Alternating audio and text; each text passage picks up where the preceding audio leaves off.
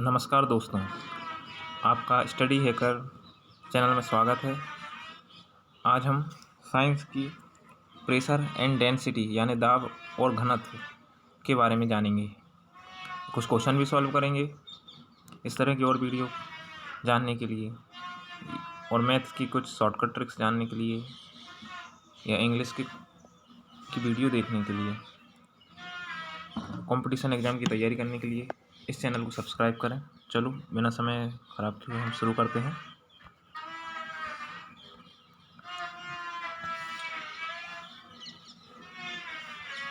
पहले हम इसके बारे में समझते हैं, उसके बाद हम आगे बढ़ेंगे।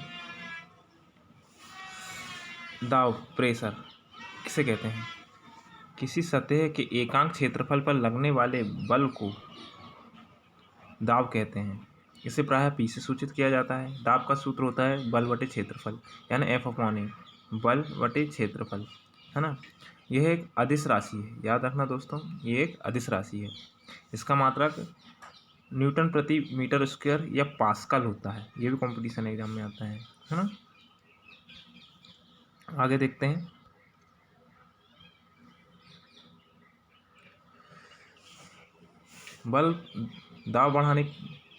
बल का मान बढ़ाने पर दाब का मान बढ़ता है, तो क्षेत्रफल बढ़ाने पर दाब का मान कम हो जाता है। ये सब इम्पोर्टेंट वो है पॉइंट। बल का मान बढ़ाएंगे तो दाब का मान बढ़ेगा, क्योंकि हमें मालूम है प्रेशर का सूत्र क्या होता है, F/A होता है। यदि हम F को बढ़ाएंगे तो ऑटोमेटिक बढ़ेगा, और क्षेत्रफल को बढ़ाएंगे तो घटेगा। इसका विमेय सूत्र होता है ml-1 ml-1t-2। ये भी याद रखना, या फिर इसको मैं निकालना सिखाऊंगा मैं आपको आने वाली वीडियो में सभी का। अब क्या होता है, वायुमंडलीय दाब क्या होता है? सामान्य वायुमंडलीय दाब वह दाब होता है जो पारे के 76 सेंटीमीटर वाले एक कॉलम के द्वारा 0 डिग्री सेंटीग्रेड पर 45 अक्षांश पर समुद्री तल पर लगाया जाता है। सामान्य वायुमंडलीय दाब वह दाब होता है जो पारे के 76 सेंटीमीटर वाले एक कॉलम के द्वारा 0 डिग्री सेंटीग्रेड पर 45 डिग्री अक्षांश पर समुद्र तल पर लगाया जाता है। वायुमंडलीय दाब की पहली गणना वॉन ग्यूरिक ने की थी।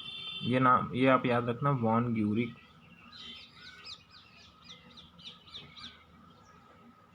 वायुमंडलीय दाब का SI मात्रक बार होता है।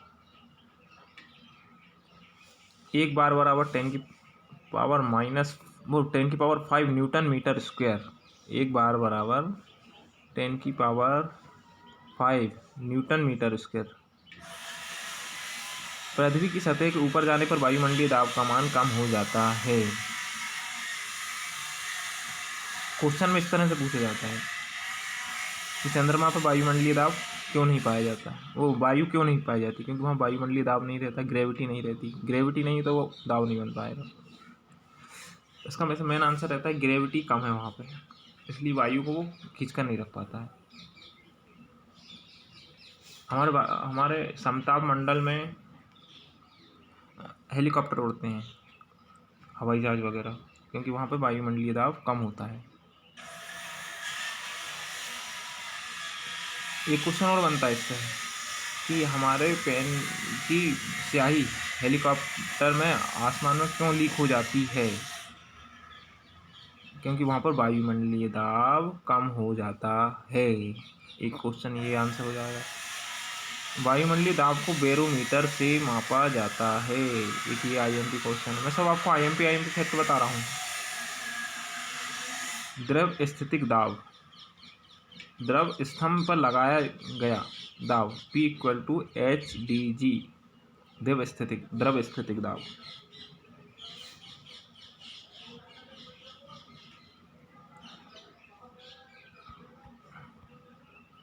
HdG, यहाँ पे H द्रव स्तंभ की ऊंचाई है, D द्रव का घनत्व है और G गुरुत्वीय त्वरण है।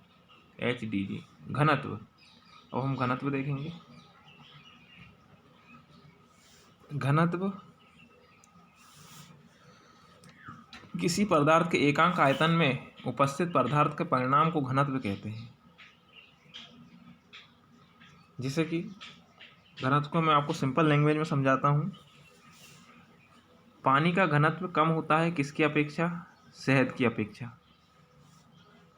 शहद गाढ़ा होता है, ठीक है, और पानी वैसा होता है, ज़्यादा गाढ़ा नहीं होता है। समझ में आया आपको? अब इसका जैसे सूत्र देखें तो मात्रा बटे आयतन, यानी हमने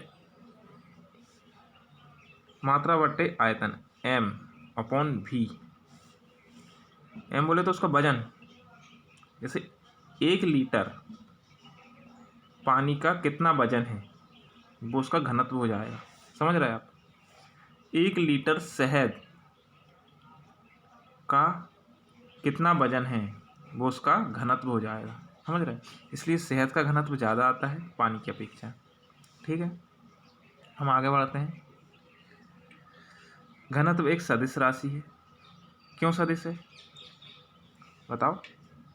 क्योंकि वजन आ गया उसमें, इसका नहीं, एक सदिश राशि है, हमें सिर्फ उसे वजन के थ्रू नापना है ना।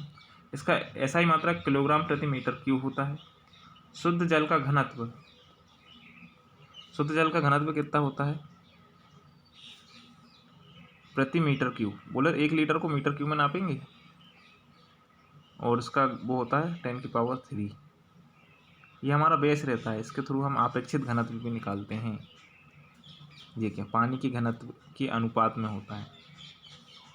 यानी हम ये देखते हैं इसमें कि ये जैसे शहद पानी से कितना, या तेल ऑयल पानी से कितना भारी है, ये अपेक्षित घनत्व तुलना करते हैं हम अपेक्षित घनत्व में। अपेक्षित घनत्व का सूत्र भी देखिए आप। अपेक्षित घनत्व का सूत्र होता है द्रव्य का घनत्व बटे पानी का घनत्व। ठीक है, ये पानी का घनत्व रखेंगे हम, यहाँ द्रव का घनत्व, ठीक है, और तुलना करेंगे तो हमें अपेक्षित घनत्व मिल जाएगा। इसका कोई मात्रक नहीं होता, क्योंकि देखो द्रव का घनत्व रखेंगे और पानी का घनत्व रखेंगे तो दोनों के मात्रक एक दूसरे में कट जाएंगे। इसे काय से नापते हैं? इसे हाइड्रोमीटर से नापते हैं। अपेक्षित घनत्व को हाइड्रोमीटर से नापते हैं। यह बतलाता है कि वस्तु की तुलना में कितना गुना घनी है। चलो अब हम क्वेश्चन सॉल्व करते हैं। ये रहा क्वेश्चन आपका। फर्स्ट क्वेश्चन का आंसर बताओ आप। जब एक गैस के पात्र में दाब बढ़ाया जाता है तो उसका द्रव्यमान बताओ स्थिर रहेगा। आंसर रहेगा सी, इसका आंसर है सी। जब एक गैस के पात्र में दाब बढ़ाया जाता है तो उसका द्रव्यमान स्थिर रहेगा, उसको दाब से कोई वो नहीं। पात्र के अंदर की बात हो रही है ना। एक बार बराबर होता है, कितना होता है बताओ? 10⁵ पास्कल। अभी मैंने बताया था आपको, बताया था, ये आपका करेक्ट आंसर हो जाएगा।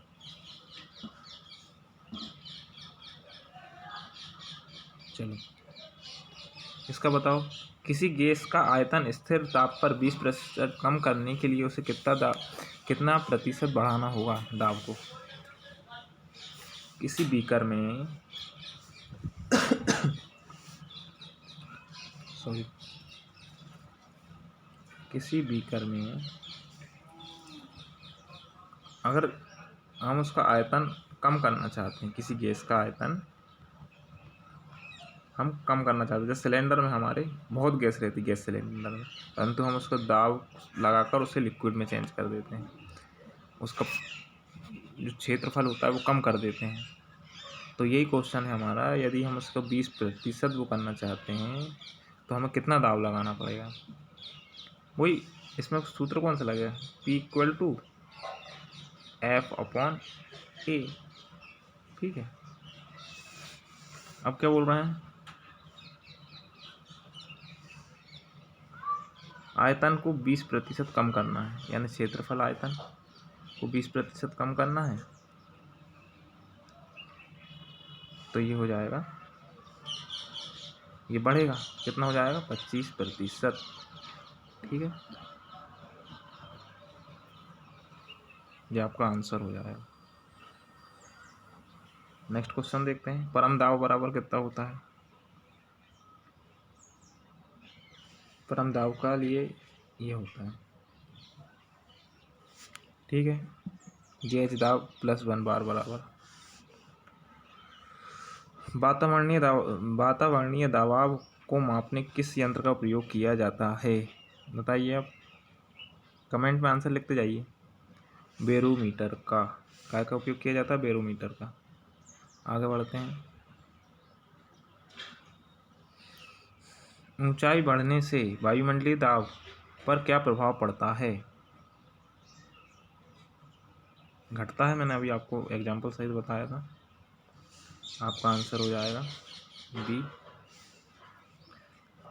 सापेक्षिक आर्द्रता मापी जाती है, बताइए, ये भी मैं आपको बता चुका हूँ, हाइग्रोमीटर से। ठीक है,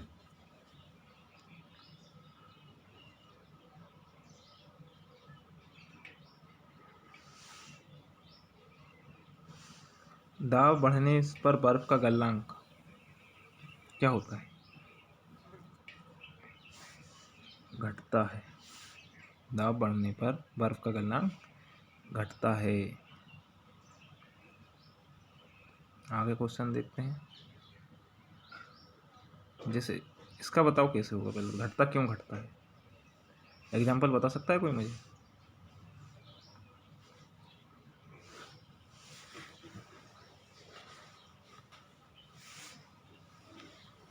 एग्जाम्पल पर हम पृथ्वी की ध्रुवों पर जाते हैं इधर, तो वहाँ दाब अधिक होता है,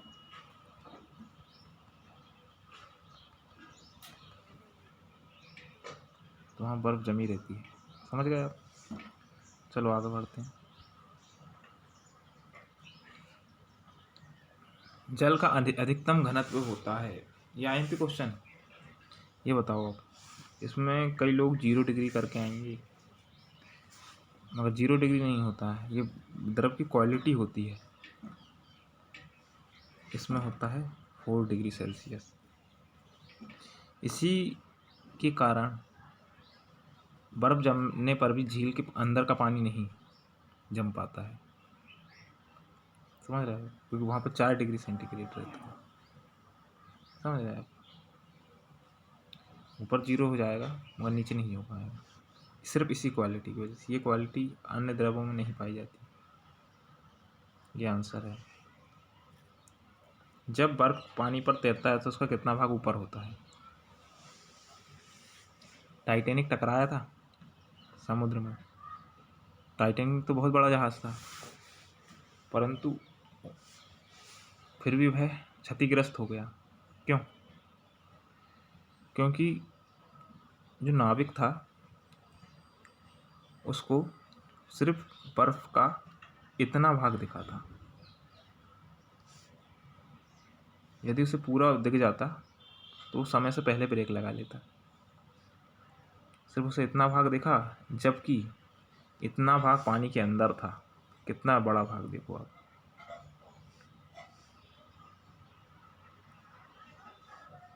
यानी फॉर एग्जाम्पल आप समझो, उसे 10 रुपये में से या 100 रुपये में से सिर्फ उसे 10% ही दिखा, बाकी 90% तो उसे दिख ही नहीं पाया, वो ब्रेक लगाते लगाते उसमें टकरा गया, कई सैकड़ों लोगों की मृत्यु हुई। लास्ट क्वेश्चन, बैरोमीटर में पारे के तल का एकांक गिरना क्या प्रदर्शित करता है, बताओ। एकाएक गिरना, यदि वो एकाएक गिरा तो तूफान आएगा, ठीक है, एकाएक गिरा तूफान आएगा। धीरे धीरे गिरा, बैरोमीटर का जिस पाठ्यांक एकदम से नीचे गिर गया, एकदम से गिर गया तो तूफान आएगा, ठीक है। धीरे धीरे नीचे गिरा तो वर्षा हुई, और धीरे धीरे ऊपर आया तो मौसम साफ होने के अनुमान लगाया जाता है। थैंक यू दोस्तों, बाय।